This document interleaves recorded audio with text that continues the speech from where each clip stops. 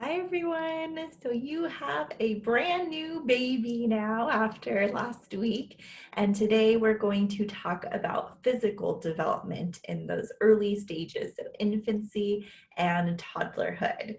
So I am so excited to talk about this stage. This is the age range that I have worked with for a very long time. So I am so excited to talk about physical development. So let's get started. Let's look at some physical changes. This is a rapid period of growth these first few years. And so as you can see, both in height and weight and how the hormones are affecting both height and weight, you're going to see some significant changes. So by the time a baby is 4 months old, they've already doubled in their birth weight. So if you have an average weighted baby at 7.5 pounds, that baby's already 15 pounds by the time they're 4 months. By the time a child is 2 years old, they've quadrupled their weight. So think about all of that growth that's happening within those first couple of years. And so what is this growth influenced by? Well, it's influenced by what's going on internally. So the hormones that are really active during this stage are the human growth hormones and the thyroid stimulating hormones. And together what they're doing is they're telling the central nervous system, okay, it's time to grow, it's time to expand. And so that child is now starting to get messages at a more rapid rate of speed and more efficiently. And so they're making more connections. And so both brain growth and body growth is happening at the same time. Children are also sleeping a lot during this age. With all that growth happening, they're having to rest so that their body can make those changes and have enough energy to make those changes. So if you've ever had children, or if you have young children now, or if you have parents who show you pictures of you doing this as a child, this is a common image here because a lot of times babies have just been doing so much all day. Yes, their play is overstimulating and their play is work. And so by the time mealtime comes, you might get a very sleepy baby ready to rest and let their body grow. Children this age need about 11 to 14 hours of sleep. And a great way to make sure that that happens is to develop sleep routines. And so if a child is going to childcare, a lot of times the childcare will actually help you to develop those sleep routines with your baby. But if your child is home at this time, it's recommended that you have the child sleep after a lot of active play, take a few naps during the day or one long nap depending on your child's temperament, and then sleep through the night and maybe wake up once or twice through the night. So that is the recommended sleep schedule and sleep routine, but every child is different and every family has different sleep values. But what researchers do know is that sleep really has a great impact on how much growth is happening. Okay, it's an essential factor. Let's look at head and brain proportions during these few years as well. So as you can see, and if you remember from our last lecture, a neonate's head is a fourth the size of their body. So I love this kind of proportion. You can see how giant the head is compared to the other parts of the body. As you can see, as they get older, they start to become more and more proportioned. And so if you can imagine having to hold up this size of a head during this stage is really difficult. And so it's really interesting to see that growth, that development, that strength occur when a baby is this age. And here you're going to see some of the brain proportions as well. So if you look at a week old and then you look at the density between a week old and a year old, you're going to see that not only is the brain getting bigger and heavier, but you're also seeing more connections and you're seeing greater pathways as well. So children's messages and their synapses are connecting at a faster rate of speed. Okay. Speaking of synapses, let's talk about the neurons. I really miss being on campus because we used to do this great activity where we'd all pretend to be neurons with our axons and our dendrites. And so what's important to know is that the axon is responsible for sending the message and the dendrite is responsible for receiving the message.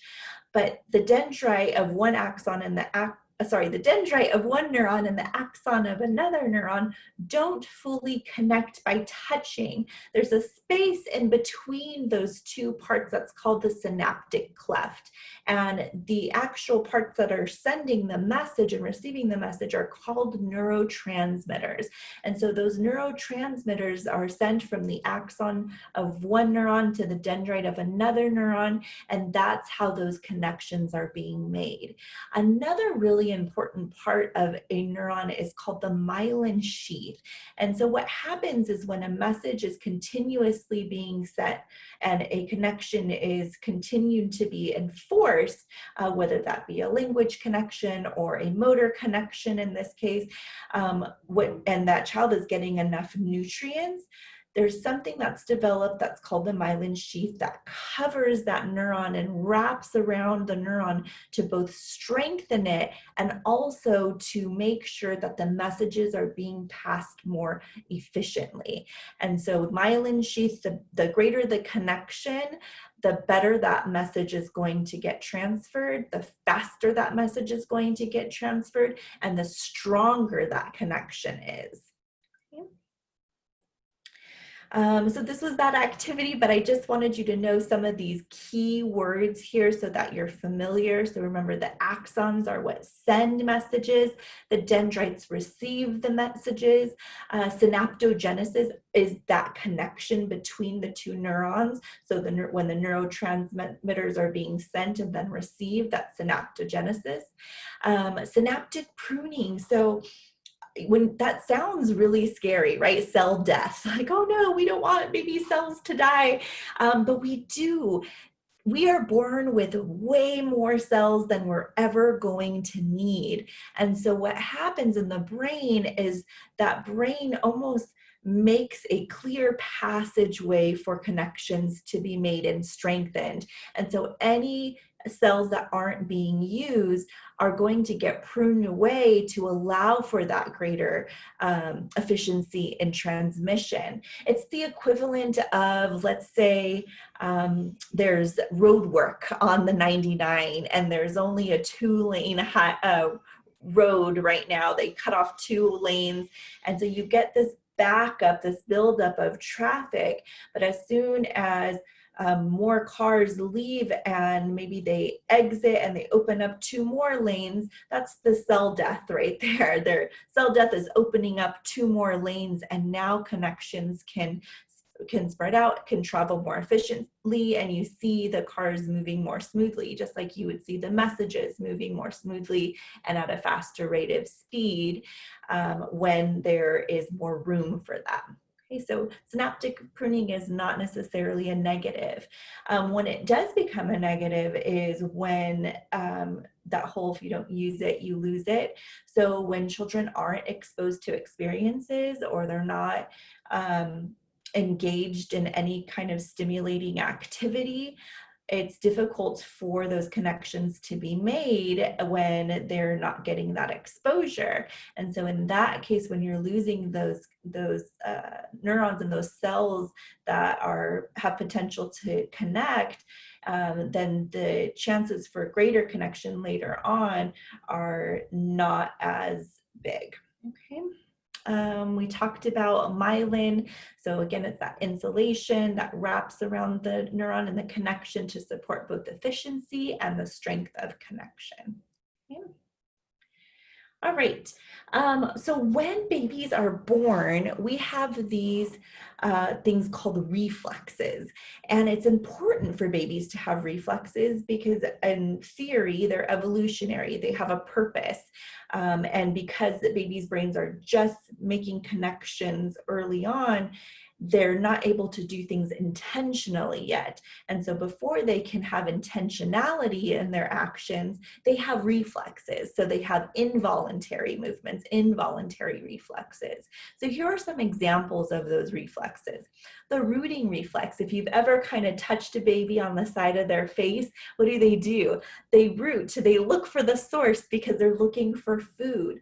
So evolution says that if a baby has that rooting reflex, it's because they are biologically designed to search for food and search for that trigger for food. The gripping reflex, I love when you see a brand new baby and you put your finger right on their palm, and what do? They grasp it, and you think, oh, this baby just held my hand. Yes and no. So it is a beautiful thing, but it's a reflex.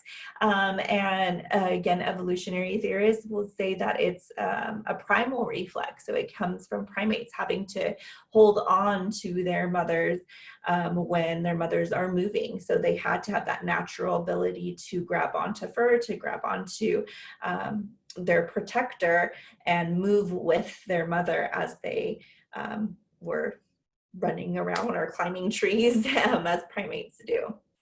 The toe curling reflex, also known as the Babinski reflex, and so also very cute. So if you rub your finger along the sole of a baby's foot, their toes will spread out. That toe curling, we're looking at making sure that there is a reflex, so there's a connection there, and that child is having that automatic reflex.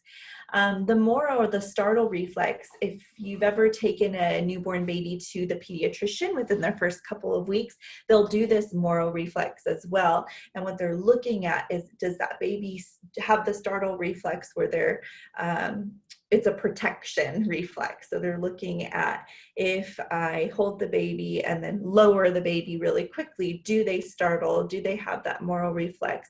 Because that is something that we want them to have initially. What we don't want is for reflexes to stay longer than they should. Reflexes should go away because remember, these are automatic, these are involuntary. Once babies start to make these connections, these motor connections, then their movements will start to become more intentional. When we see these reflexes stick around, what we're seeing is that they don't have intentionality yet. And we want babies to have intentionality. That shows that they're making connections, okay? So let's keep going. So how are they making connections and what age are they doing these by? These are called motor milestones. So we're going to talk about both gross and fine motor. When we start with gross motor, we're looking at large motor skills, so big movements in their body. And they follow a sequence. And so there's two different specific sequences that are going to be mentioned in a later chapter, but I want to bring them up now. They're both cephalocaudal principle and the proximodistal principle. And so when we think of the cephalocaudal principle first, so it's the head to toe principle. And babies will develop their motor skill according to that cephalocaudal principle, which means if you see what the skill that they develop first is typically head control. They have to get control of their head before they can actually move any other part of their body. And so by 4 months, what we're seeing is babies start to be able to roll from their stomach to their back. You'll get a lot of that side lying right before they move all the way to their back. You're also going to see babies raise their head more off the ground and raise their arms onto their elbows, like this beautiful baby is doing right here. Not quite yet on the palm of their hands pushing up into extended arms, but you do see that they're able to rely on their forearms for balance. So by 4 months, we should be seeing the skill. And what's a great way to get to see this skill? Tummy time. Tummy time is so crucial for babies this age. Tummy time can start as young as a month old. It doesn't have to be tummy time on a hard floor. floor.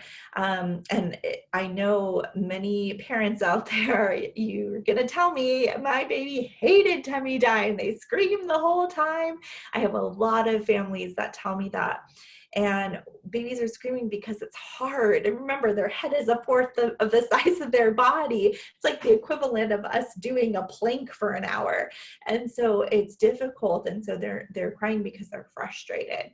And so a great way to make sure that that baby is engaged and try to minimize some of that struggle and frustration is exactly what this dad is doing here. Get down with your baby.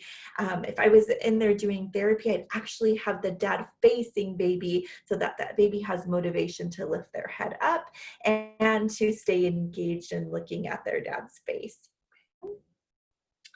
All right, by 9 months old, this baby is saying, yes, I can sit up independently. I don't need support anymore. And so by 9 months, that's exactly what we expect babies to do, to sit without support. Also, if this baby is an example, these are probably my favorite little rolls in babies. I thought this was just a precious picture because she just looks so proud of herself for sitting up without support. So by 9 months, baby should also be crawling independently as well, and possibly even pulling up to a standing position, but holding on. So they're not yet letting go, they're not walking independently, they're just simply grabbing onto the couch, pulling up, and then standing there and maybe bouncing a little bit. Okay. By a year old, they start to get a little bit more brave and let go, and then you see them standing independently. So this baby is a perfect example. She looks like she just let go and is like, oh, look at me, I'm standing by myself. And you might even get some bouncing in there too, sometimes first couple of steps. So that's what we're looking at. But what's great about what we expect in developmental milestones is that there's a range of typical. So we expect children to be able to take their first steps between 12 months and 15 months. And so anything outside of the typical range is considered atypical, which means not typical. So even if your baby walked at 9 months or your baby walked at 16 months, it's considered atypical development, so outside of the typical range. And then by 2 years old, these gross motor skills start to get really advanced, and they build upon each other. And so a baby this age should be able to lift their foot to kick a ball, which requires balance. It also requires coordination. It requires visual coordination as well, because that baby has a target and has a goal and has to be able to lift their foot, aim, and kick that ball with intentionality. This is also the age I start to recommend that toddlers start to get out of their cribs, because we see this crawling out, making an escape, definitely escape artists at this age. We also see children this age crawling on top of couches, climbing over the couches, climbing onto beds, climbing dressers, which is really important to make sure, which is why it's really important to make sure that everything's stabilized and fastened and secured onto walls, because babies see a shelf and they say, I want to climb that. And so to make sure things are stabilized in case that baby is unsupervised, even for a short period of time, there's no risk of that bookshelf falling on top of the child. Okay. Now let's look at fine motor skills. So remember, gross motor is large motor skills, large movements. Fine motor skills are more exact movements of the extremity. So feet, toes, hands, and fingers. By 6 to 9 months old, we're seeing babies do something called transferring, where they're taking one thing in one hand and then putting it in another. For example, you see a baby hold something with this hand and then transfer it to the other with intention. That's what we see between 6 and 9 months. We're also seeing babies bring things to their mouth intentionally and using what's called a neat pincher grasp, pincher, P-I-N-C-E-R. And so you see this baby doing it beautifully, using that finger and thumb to pinch the food and most likely bring it to their mouth to eat it. And so that is a skill. Younger than that, children typically do the hand smash and lick. And so you see children kind of pick things up with their palm. I see it with Cheerios a lot, kind of, oh, I hope something gets stuck, and then eating it.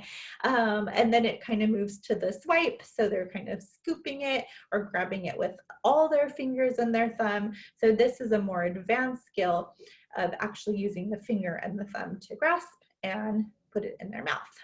Okay. By 1 year old, we're seeing babies be able to take things out of containers, put things back in containers. We're also seeing, because remember, they have that neat pincher grasp, and so we're seeing a lot more intentionality in this age. We're also seeing something that's called intentional release.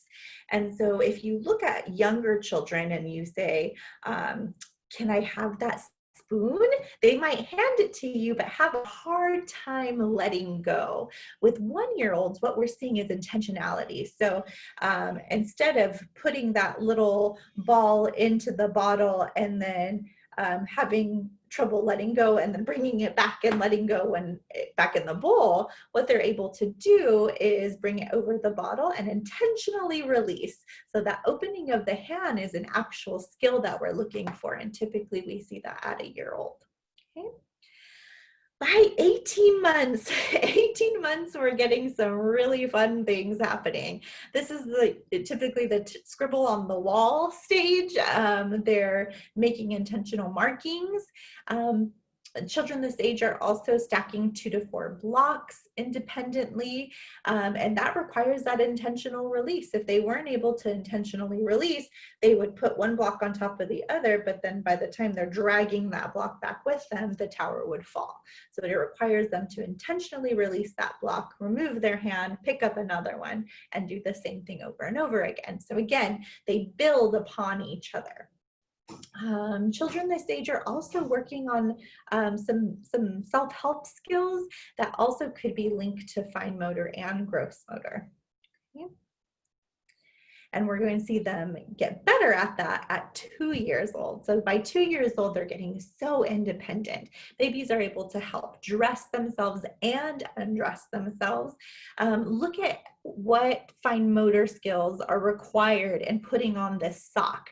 So you see he's actually pinching both sides of the sock with his fingers and then having to pull it up over his feet. That's a skill that we forget about as adults, like, oh, he's just putting on his sock. But to see those really, really crucial and necessary skills required for that task is an important thing to do if you're working with children.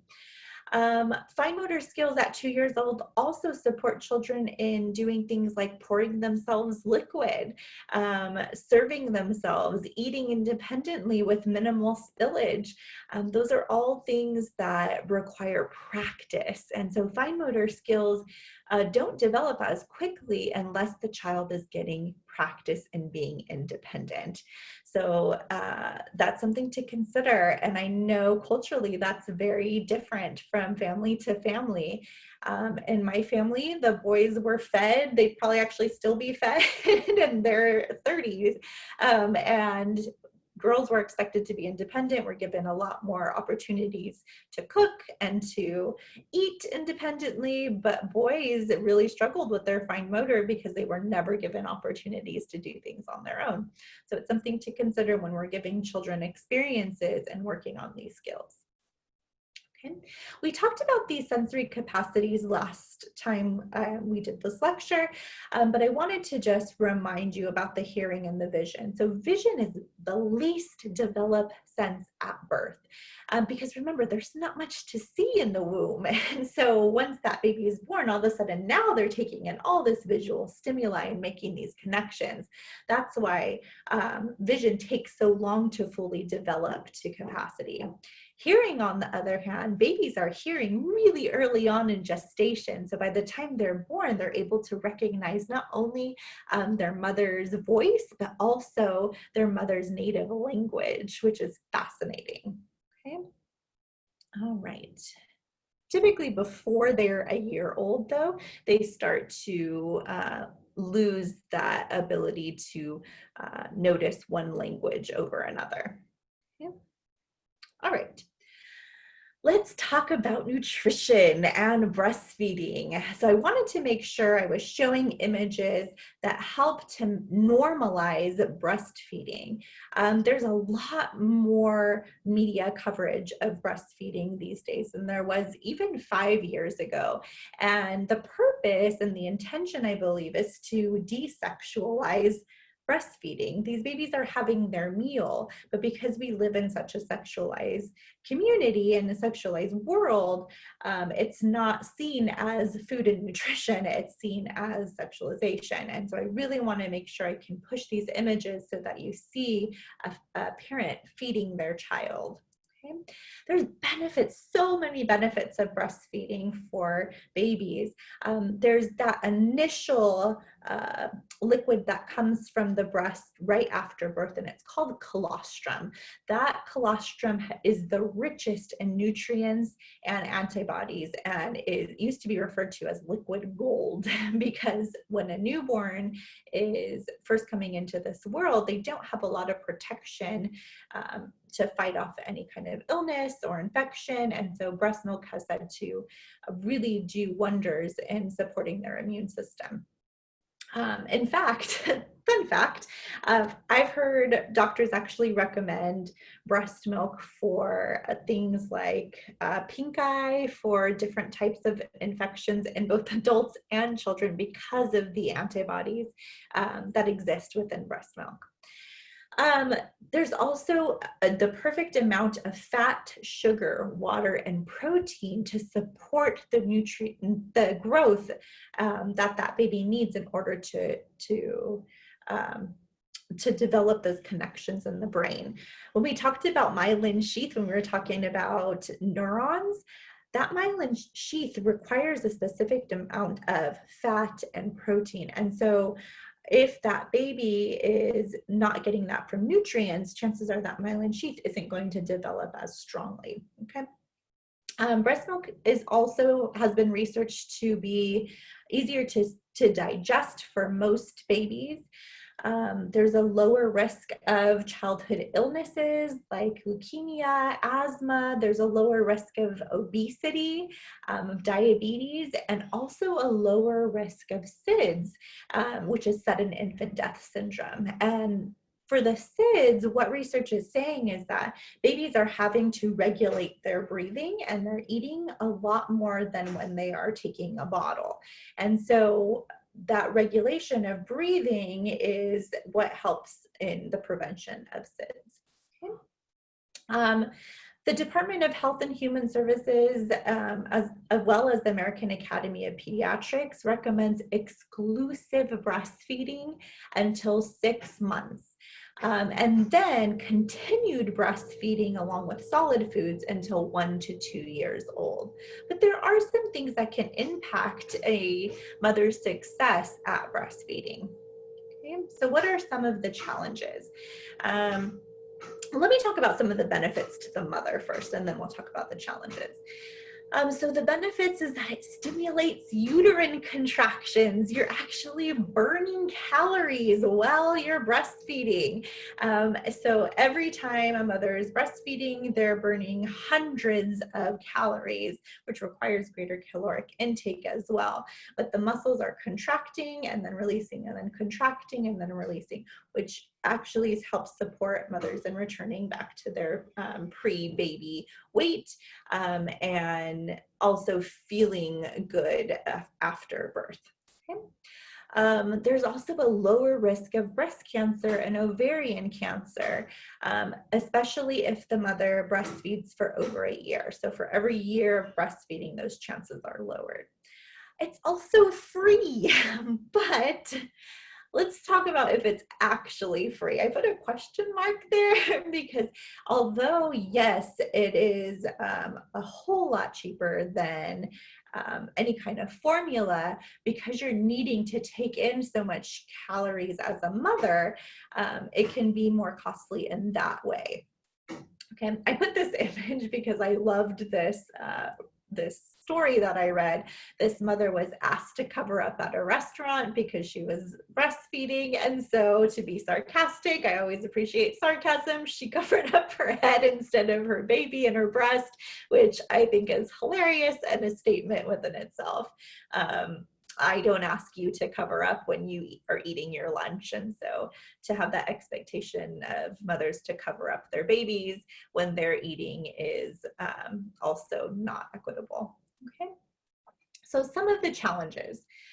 We're living in a time where mothers are returning to work really quickly. We, in the United States, we do not have adequate maternity leave. And so mothers are returning to work at 6 weeks old and when their baby's 6 weeks old, and to continue to attempt to breastfeed after that and balance work when not all employers are supportive with a room to breastfeed in and a time for you to take breaks and breastfeed. It's a really big challenge. And so that need to return to work is often the barrier that a lot of mothers face to continued breastfeeding. There's also that lack of community support. And so when you can't, well, right now nobody can go to a restaurant, but when you can't go to a restaurant and breastfeed your baby because everyone is staring at you, or they're telling you to cover up and you're just uncomfortable as a mother, it's frustrating. And then if you don't have family support, that can also be extremely overwhelming. It is mentally and physically exhausting to breastfeed. And so to have a strong support system is crucial. Okay. When should women not breastfeed? If a woman has HIV or is taking any kind of medications or any other drugs, illegal or legal, they should also not be breastfeeding as well, because it's almost like the placenta where everything gets passed from mother to baby. Breast milk is the same, where everything that is consumed by the mother is also passed through breast milk. Which is interesting because there are still pediatricians that will tell mothers to have a glass of wine or a beer to let down their milk and to support breastfeeding, but there's not enough research out there that says how much alcohol in breast milk is harmful to babies. And so the recommendation is to just avoid alcohol altogether when you are breastfeeding. There are strips that you can use.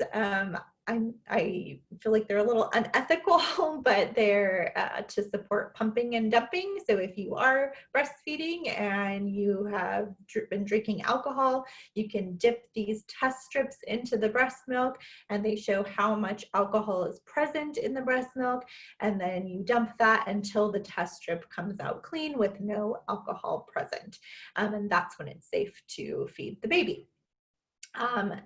It's recommended that if you are breastfeeding, just to avoid alcohol altogether so that you don't have to do that process and there's no chance of that baby getting any kind of harmful teratogens. Okay, what are some alternative breastfeeding? There's other reasons that mothers might struggle to breastfeed their baby, and no one should be shamed for not being able to breastfeed. It is such a challenge, and I've seen it hit a lot of mothers really hard to not be able to breastfeed their babies. And so no mother should ever be shamed for not breastfeeding their baby. Some of the examples are low milk supply, that's supposed to say previous breast surgeries, not precious breast surgeries, although they might have been precious to these women. Medication, infectious disease, inverted nipples are also make it difficult for that baby to latch on. There are products called nipple shields that support the inverted nipples to still produce that milk and still allow the baby to latch on. Okay. And then there's a personal choice. Some mothers, it's not a good fit, and that's okay. There might be a lack of comfort, a lack of time to commit to that breastfeeding. if there's an inadequate or unhealthy diet, mothers can be nervous about that with breastfeeding. And then there's some others that just desire a greater convenience and flexibility that the bottle brings. Having something that you can give to somebody else and say, here, you feed the baby. That's a big help. And like I said, breastfeeding is exhausting. And so to have other people to support and help you is important. So there's formula available.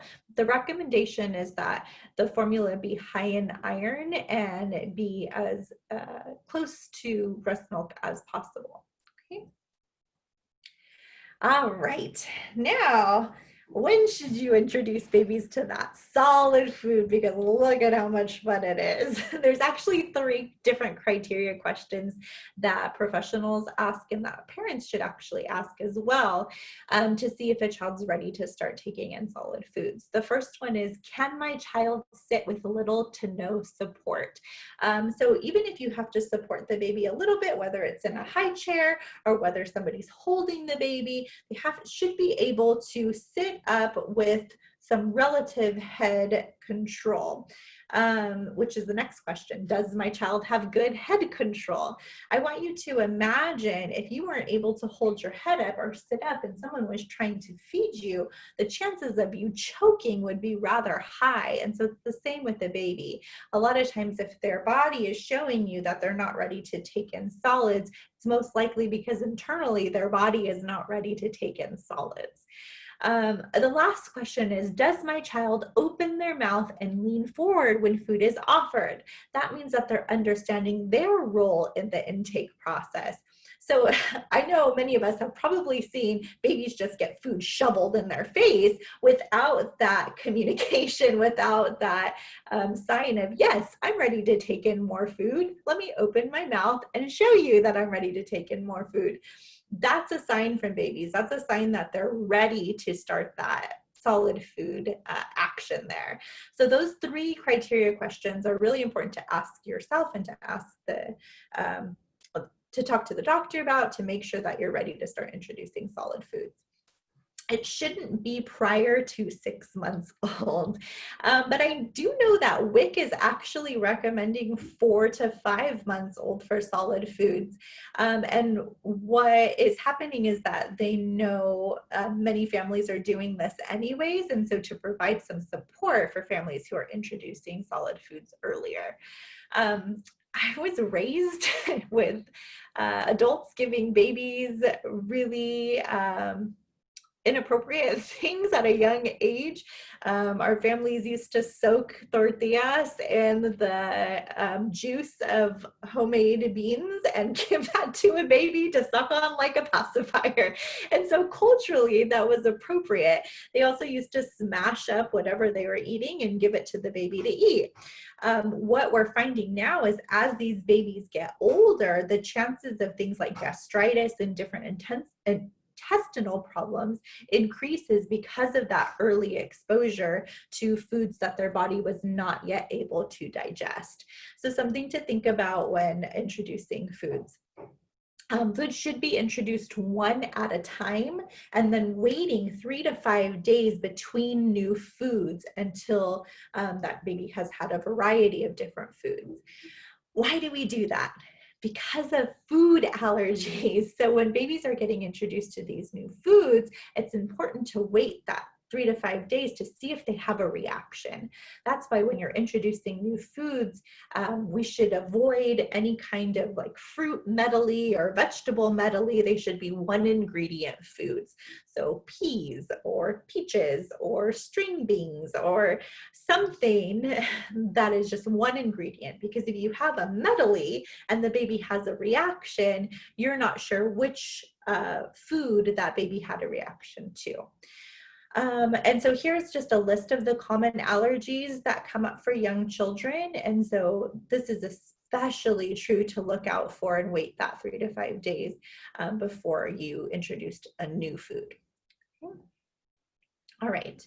What are some common forms of child malnutrition?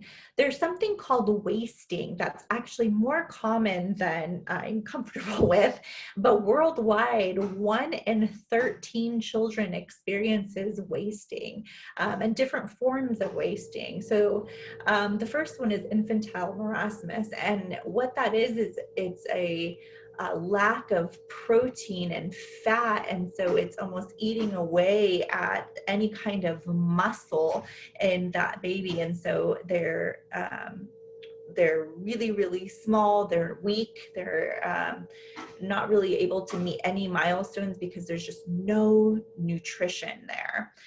The second one is really common when babies are maybe one in an older child in multiple children that are still breastfeeding.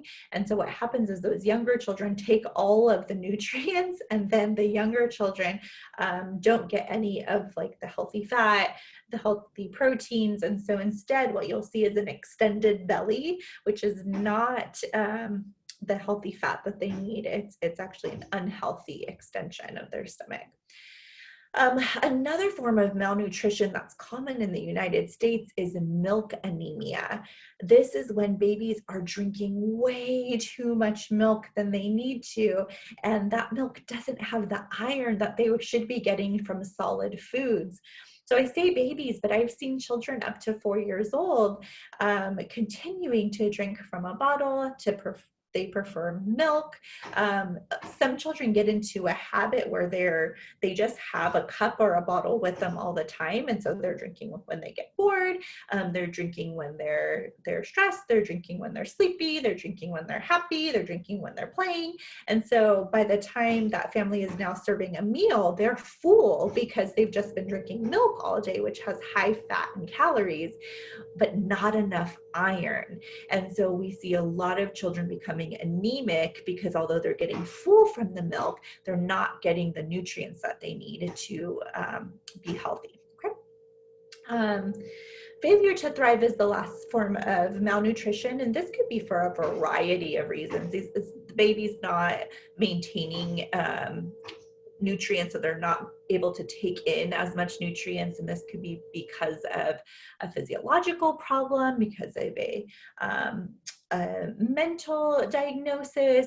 Something's happening either with the baby or with the caregiver, and it's not always abuse on the caregiver's part. So when, let's say, a baby is content and happy and not really giving you the signs that they're hungry, a caregiver might say, oh, well, I'm not going to feed them, they're not hungry. But what they're doing is they're experiencing something that's atypical, remember, not typical, in that they're not responding to their body signals, even though their body does need the nutrients. All right. So what are some common physical conditions and issues? We're going to talk about poop. So nothing more exciting than talking about baby poop. This first type of poop that you're seeing is called meconium. That is that sticky poop we talked about when we talked about birth. It is the first instance of the digestive system actually processing something and then eliminating it. Once that meconium has occurred, usually it's only the first day after birth, and then there's something called transition poop. And it's that transition between meconium and whether the baby is drinking breast milk or drinking formula. And what's fascinating is that formula poop and breastfeeding poop look very different and smell very different as well if you've ever had children. And so you can actually tell by changing a baby's diaper whether they're being formula fed or breastfed. As the child gets older and starts to eat solid poop, you're also going to see a change. Starts to eat solid food, we're also going to see a change in their elimination at that point as well. Some health some health issues or physical conditions that we're worried about is colic. It happens so frequently, and it's so difficult for families who have a baby with colic. The American Academy of Pediatrics says 1 of 5 infants develop colic between 2 and 4 weeks of age. And it's just this inconsolable crying. The baby appears very gassy, has an enlarged stomach, is passing gas frequently, but still just screaming in discomfort. And there's really very little that families can do to help the baby. Typically, children outgrow colic, but those months that colic is there is just so difficult for both baby and family. Shaken baby syndrome. So with shaken baby syndrome, it's so frustrating because there's so many things that you can do instead of shaking a baby. I actually recommend to families to just walk away. If you have a baby that's screaming and you have a baby that is making you to the point where you are wanting to respond in anger or violence, that baby is safer being left alone than with you at that moment. And so my advice is always just to walk away. Walk away, go for a walk outside, call somebody, ask a neighbor to watch your baby, something to get some space between that emotion and that crying baby. No baby has ever died from crying, but too many have died from being shaken. What's happening is the brain is not fully fused to the skull. And so when a baby is shaken, their brain is actually bouncing from each part of the skull, especially if the baby is being shaken in this manner. Then a lot of the damage is actually done to vision, and because despite it being on opposite sides of the head, the lobe of the brain responsible for vision is actually the occipital lobe, which is back here. And so that brain is bouncing from one side to the other, and as it's bouncing, it's also tearing the connections from the eyes. So many babies, if they survive being shaken, end up with severe brain damage, including a risk for visual damage as well. Okay. Some other things that are happening with teething, with babies this age, is teething. Teething babies are typically very fussy babies, but look at what's happening.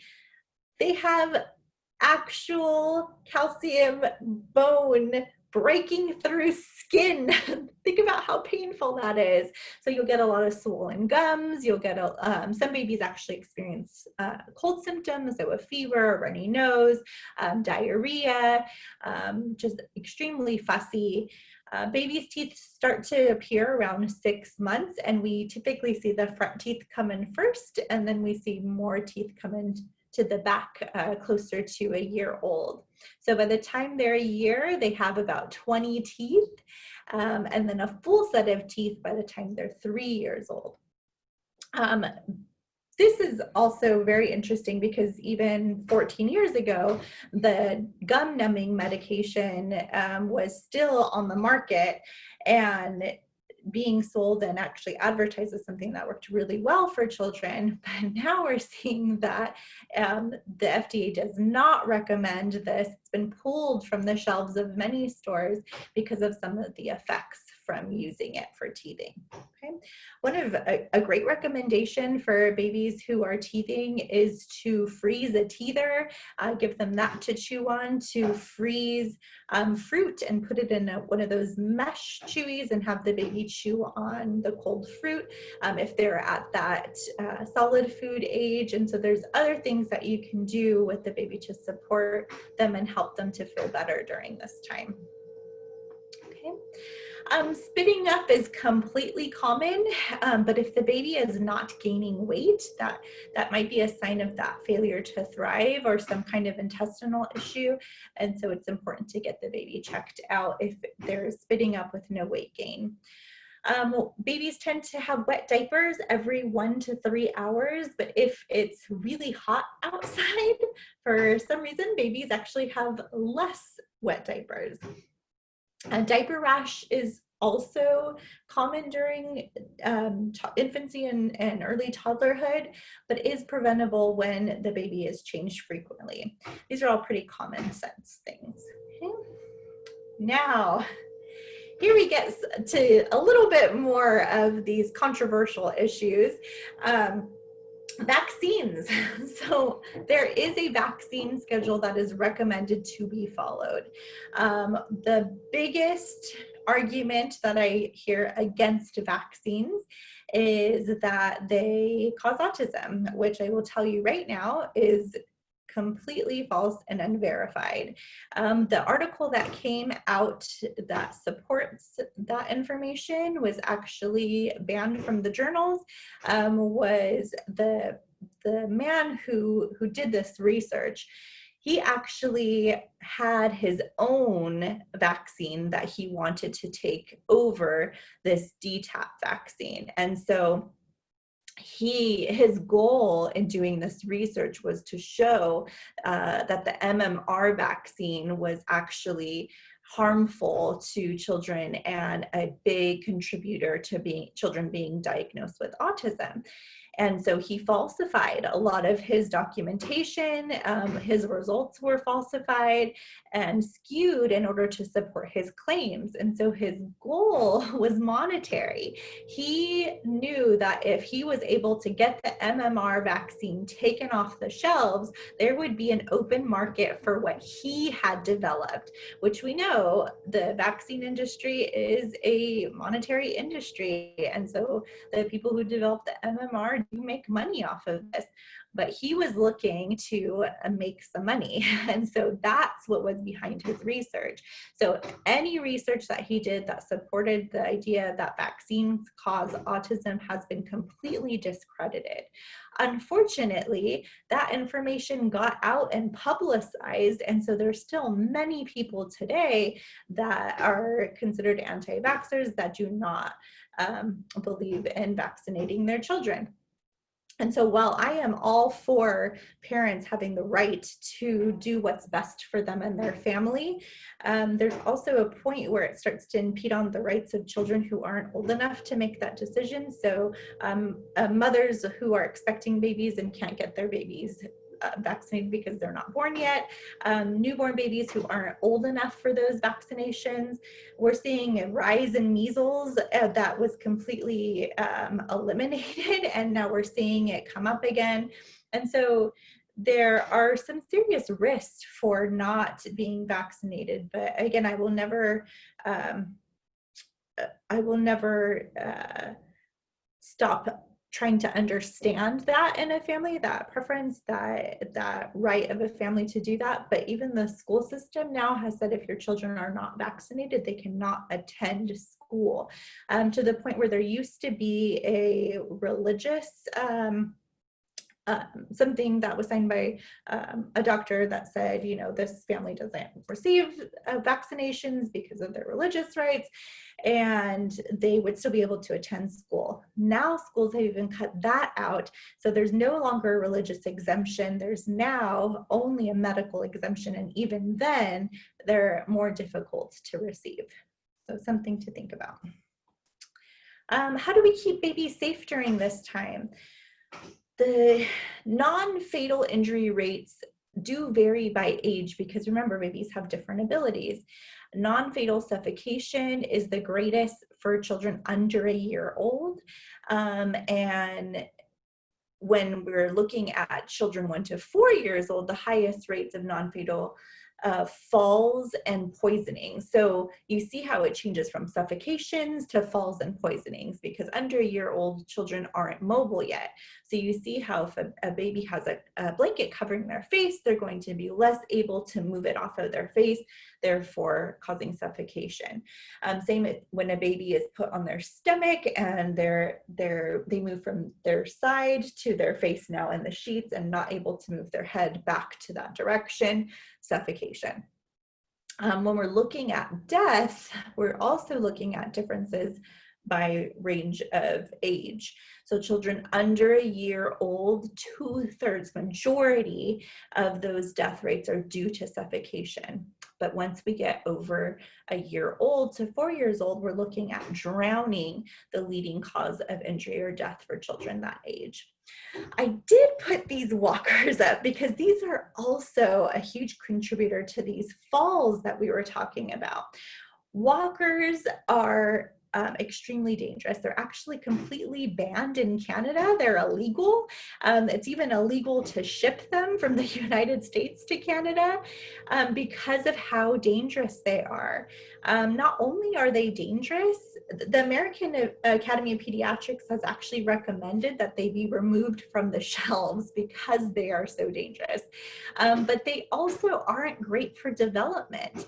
When you see children walk in a walker, their hips are actually hyperextended. And so when they walk, their hips are forming out at an angle. And so you have children that as adults end up with more hip problems if they're spending too much time in these walkers. The same things to be said with their feet is if you've ever seen a child try to go fast in a walker, what do? They get up on their tiptoes, and we don't run on our tiptoes. So it's setting up babies for bad habits in their movement. Lastly, it gives children a false sense of safety. So children are learning about their body in space and depth perception. They can't appropriately learn that if they have an extra foot of space in front of them. When they get out of the walker, it's hard to understand, oh, I no longer have the extra foot of space. So walkers are, just generally speaking, not a recommendation for young children or for any children. Okay. How do we prevent SIDS? There's a list of things in your book about how to prevent SIDS, but I did share some of these. So share your room, but avoid co-sleeping. That's also very culturally affected as well. And situationally affected. I will be honest, when I was a single teen mother, we didn't really have a choice to not co-sleep. We lived in a very small space with one bed, and so she was right there with me. And so those are the kind of situations that we have to consider when we make recommendations. Do not put soft objects, toys, crib bumpers, or loose bedding in the crib. Do not smoke during pregnancy or around the baby. Consider using a pacifier. So dentists no longer say that pacifiers affect dental health. They actually say that they support that monitored breathing. What's happening during SIDS is almost that the baby is forgetting to breathe. And so with the pacifier, if you've ever seen a baby fall asleep with a pacifier, you see the pacifier kind of slip out, and then that baby wake up and start clicking on their pacifier again. And so it's reminding them, breathe, breathe, something slipping out of your mouth, and they have that moral reflex still, and so it's reminding them to breathe. Avoid overheating. So if your grandmother was anything like my grandmother, it would be 100 degrees outside, and I would have my baby in shorts, and she would ask me, where's her jacket? Why aren't you bundling her up? She's gonna be cold. And so this was also cultural, and I had to tell my grandma, she's hot, I'm hot, she's going to be hot, she's sweating. And so the doctors actually recommend that we don't overheat the baby. Regular health checks to make sure that everything's developing typically. There are these heart and breathing monitors that are sold that are very expensive and have not been researched to be effective. In fact, they've been researched to unnecessarily scare parents because they're faulty. And then, of course, the recommendation to put baby on their back to sleep. Okay. And so that is physical development in this infancy and toddlerhood stage. So I hope you enjoyed this. I hope you learned something new about physical development during this time, and I hope you enjoyed the lecture.